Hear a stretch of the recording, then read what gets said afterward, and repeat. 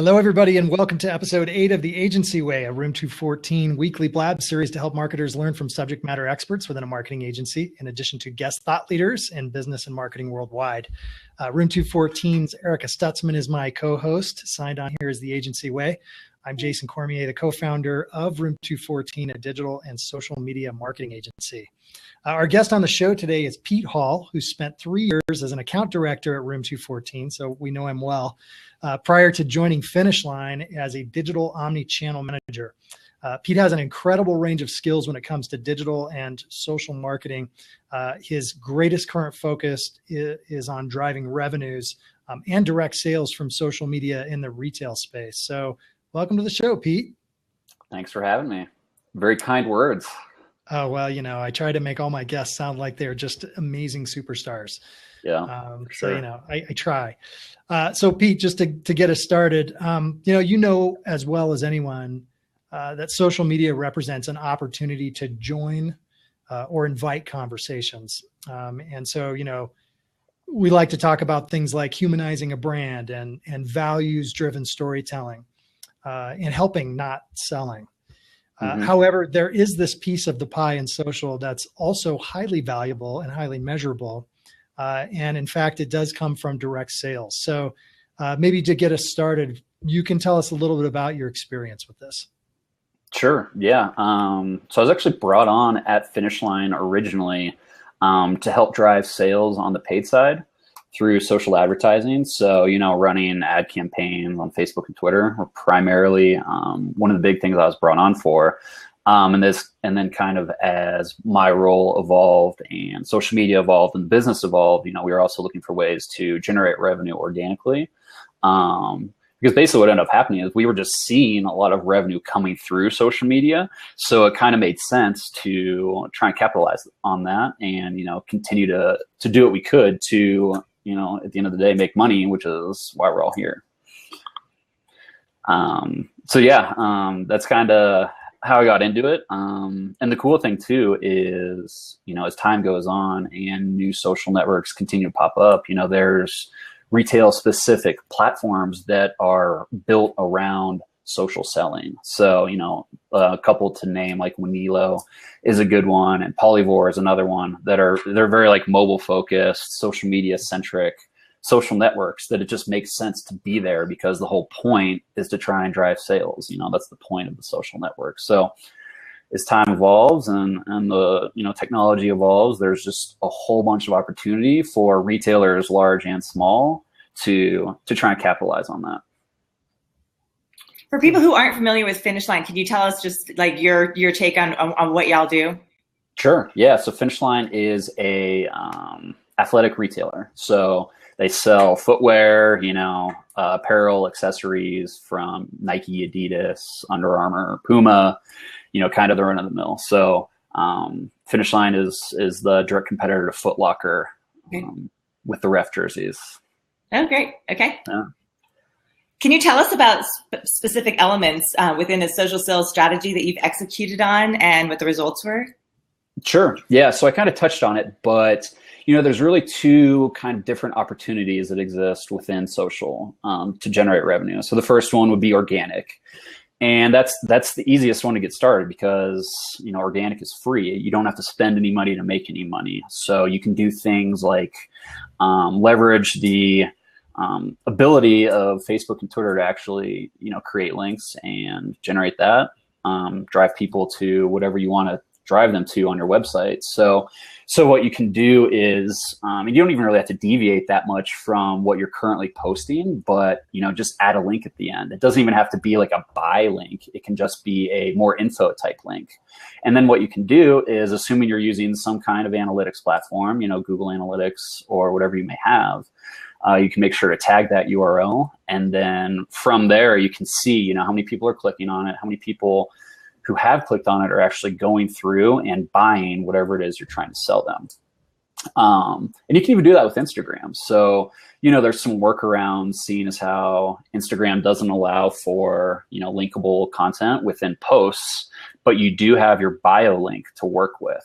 So you can even do it manually without spending any money by consistently updating that bio link to whatever the latest post is that you're trying to push to sell for. And then within that actual copy of the post, you can just say, click on our bio link to learn more or to buy, or, whatever you want. So organic's really easy. It's pretty non-intrusive, a whole ton of brands are doing it already. So it's not like you're kind of doing any kind of social media faux pas or anything like that. And then in addition to organic, you've got the paid side of things. When I started doing paid social media advertising, the platforms didn't really allow for a lot of targeting capabilities. It was things like your fans or your friends of fans on Facebook. And then, Twitter has rolled out some cool things as well, like keyword targeting, things like that. But those platforms are continuing to evolve and expand, and there's a ton of opportunity to generate revenue if you're willing to spend money on social media. So a lot of brands think of spending money on social media as just boosting a post here and there and getting more impressions, basically, or paying for impressions, but that's not really what I'm talking about. What I'm talking about is leveraging the strengths of the Facebook platform. So things like one example of what you can do, if you're a big brand, you'll have this capability, is to monitor your site traffic, create a list of email users who have visited a certain page. So say, for example, at Finish Line, we had a bunch of people who only bought sale product. So we're actually able to then create an email list of those users who buy sale product. You can upload it into Facebook's system. It'll match up those emails to those actual users, and then you can target them specifically with sale product. So, at the end of the day, the right message going to the right people is going to be a success. So the paid side of things is really cool, continuing to evolve and expand. And, from my personal standpoint, we've seen really good results from like a return on ad spend perspective that, generally speaking, outperforms like your traditional Google AdWords or things like that. So organic's free, paid has a really strong ROAS that you're actually able to track through tagging, and then you can test and optimize from there. So a whole bunch of opportunity. Cool. So I'm curious about just, for a company who's now, maybe they're not really leveraging social for direct sales, or maybe they're at a point where they are, but they want to take it to the next level. Mm-hmm. I guess that is two different audiences, but just in terms of straight up advice, where to begin, have like a top 2 or 3 recommendations? Yeah. So I think it really depends on kind of the size of your business, first and foremost. So if you're a small business, things like dynamic product ads on Facebook, where if a user goes to your website, checks out a specific product, and then goes to Facebook. I'm sure you guys see this all the time because people basically think that ads follow them these days, which they basically do. But so then you go to Facebook and you actually see that product show up in your news feed or on the right-hand side or whatever. That's more kind of a strategy that big brands who have a lot of money can leverage, because there's some setup and there's pixels and there's product catalogs and things like that. But small businesses, really what you can do is you can still maintain, or if you don't actually have a brand voice yet, you'll obviously want to create one at some point, but you can maintain your brand voice while still testing the waters as far as the promotional side of social media goes. So, kind of use your same brand voice and your same content. Hopefully you're using high quality images that are actually captivating. And then you can just add a link to it. You can say, buy here, or, shop here, or learn more, or whatever. As I said, Facebook and Twitter has that functionality built in, and Instagram kind of has that workaround. So just start testing it out. And assuming you have some kind of analytics platform, you're actually able to tag it, you can see those results. So the biggest thing I think for small businesses is to not be afraid to fail and not be afraid to evolve. Honestly, at this point, like pretty much every brand is doing it. So unless you're like a Nike, where you don't need to use social media to sell, there exists that opportunity. Unless you're just such a big brand and have such an amazing, value to your consumers that the storytelling is enough, that opportunity exists. And then as far as large large businesses go. I think the biggest thing is to try and get as granular as you can with who you're speaking to. So that's really easy to do on the paid side of things. And on the organic side of things, you know, just like how I said for small businesses, just start small, test some things, see what works, learn and adapt from there. So that's kind of how I think you should break it out, just depending on the size of your business and where you are. But, you know, the biggest thing with social media is to not be afraid to fail. Not everything's going to work, and that's all right. You know, if you just are doing the same thing every day, you're really not pushing the limit. Yeah.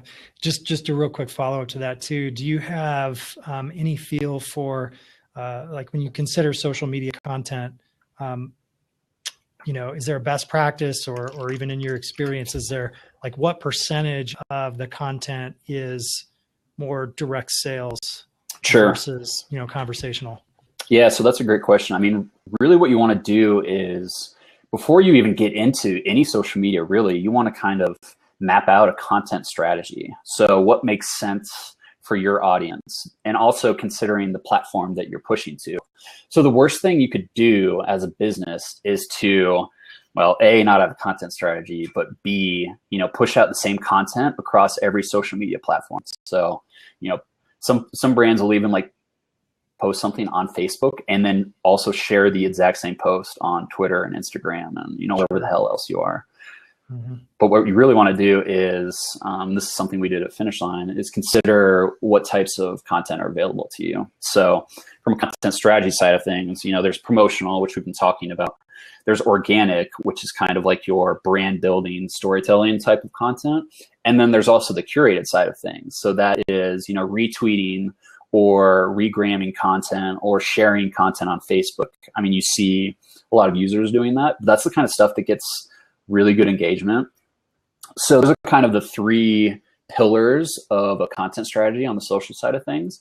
So, you know, determine what percentage makes sense across those three pillars. Like maybe it's a third across the board. Maybe you want to be 50% organic, 25% promotional, 25% curated. I mean, you can always start small and go from there, but as long as you're kind of playing up all three of those pillars, you're not going to come across as like a spammy promotional social media presence or anything like that. Before I get to my next question, I do like the point that you brought up earlier, is that there's no faux pas here, that you're not putting too much content out and that people are going to get irritated by it, that you should be constantly creating and constantly trying to build that audience. Mm-hmm. Yeah. And I mean, if people are really concerned, like say that you're a community manager or say you're a small business or whatever the case may be, if you're really concerned about your users and your followers on social media getting upset with you, if you start throwing some promotional content into the mix, you know, take a look at your competitors, see what they're doing. Chances are at least some of them are being promotional on social media.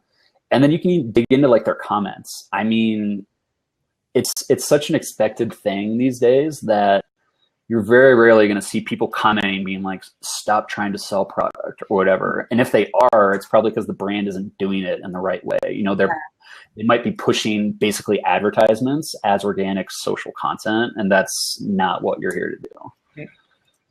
So I've got two related questions a little bit stemming on that. So what has been your experience with the pushback on promotional content for people who followed the brands? And are there any specific pitfalls to avoid when you do this? Yeah, I mean, I personally have not seen any kind of negative feedback outside of, you know, an occasional comment here and there. I mean, the other thing to keep in mind too is, you guys know as well as I do, trolls exist on the internet just to flame anything, bash everything they come across, right? So it's kind of hard to look at that as like a one-off type thing where like a comment here and there can deem an entire promotional content strategy as, you know, obtrusive or anything like that. But yeah, I mean, I think really kind of starting small, and I've been harping on it, but it's really the way to go. And what you can do is you can, you know, create sample content that has a promotional twist to it and show it to your, you know, your coworkers, your boss, your manager, or whoever else, get their opinion. But the biggest thing is just maintaining the voice of your brand while still sprinkling in those promotional elements. the biggest pitfall to avoid is to maintain your brand voice and not go 100% like this looks like an advertisement, where it's a product image with, the price in text overlaid on the image itself, and the actual copy of the post speaks to nothing besides buying it or something like that. At the end of the day, use your common sense. It's a strong thing. Pete, I think, we've got roughly 5 minutes. So I think what I'd like to do is give you the option of commenting on a few different topics, whatever you feel like you want to talk about. One is, everybody's curious about the future of social media for retail sales, and not just retail, but sales in general. That's one thing you might comment on. The other is in terms of quick tips, tricks, planning tools, tactics, anything else that our audience might find beneficial. So I'll just let you have at it. All right. Maybe I can try and tackle both without talking too much. Possibly. Have at it, man. Okay. So future of social, I think the two biggest things, first of all, mobile. So if your site's not mobile optimized, if you're not considering your mobile audience, you're completely missing the boat. At this point, it's a must. Mobile is more important than desktop, pretty much across the board. And, that's by no means different in social media. The other thing that I think as far as the future of just retail goes and how it ties to social is personalization. So I think we're going to get to the point where using a social media platform, like a Spreadfast or a Shoutlet or something like that, you'll be able to actually, when you're interacting, engaging with your users, you'll be able to pull in your CMS and see what they've purchased, what their affinities are, what they've had issues with in the past, your previous engagements and interactions with social and all that good stuff, and be able to personalize the experience for them. And then that would also carry over to how they would visit, your website. There'd be personalized content there based on what they purchase and what they like. Joe, you're talking integration. You're talking integration with the CRM. Yeah, exactly. Gotcha. Okay. At the end of the day, and we're still kind of in the infancy of this, but there's so much data available. It's really how do we tie it together, and how do we actually use it to make the experience better for the user, right? So that's kind of where I see social going. There's always going to be new platforms and things like that. So keeping up on that is critical. As far as tips go, testing, continue to test. Don't be afraid to fail. If you're not, failing, then I don't think you're pushing hard enough. Because at the end of the day, we're at the point where social media is so saturated. Pretty much every brand is on social media. So if you're not standing out, or if you don't have a strong enough brand to want to compel people to engage with you and want to view your content, you're just more noise. And there's, as you guys know, there's plenty of noise in social media these days. No shortage of noise. No shortage. Cool. Well, hey, as we're approaching our 20 minutes, Pete, just want to again thank you for joining us. Of course. Really appreciate it. Erica, I'd love for you to close us out today with the final three. All right. So the book recommendation of the week is Social Media is Bullshit.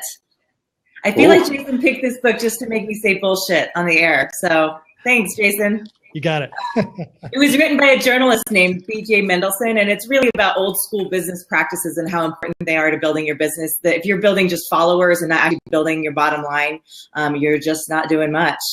And the shout out of the week for nonprofits is everydayhero.com. It's a technology platform that individuals can use to help nonprofits enable donors and followers to reach more people through fundraising, almost like a crowdsourcing for fundraising for nonprofits. I recently participated in one. It was really easy and fun, and you should really check that out. And the quote of the week is attributed to Unknown. It is, with the right music, you either forget everything or remember everything. Nice. All right, everyone. Well, thanks again for joining us today. As a reminder, you can follow us on Twitter at room_214. You can subscribe to our email newsletter by going to room214.com/blog. Our weekly series continues every Thursday at 11:30 a.m. Mountain.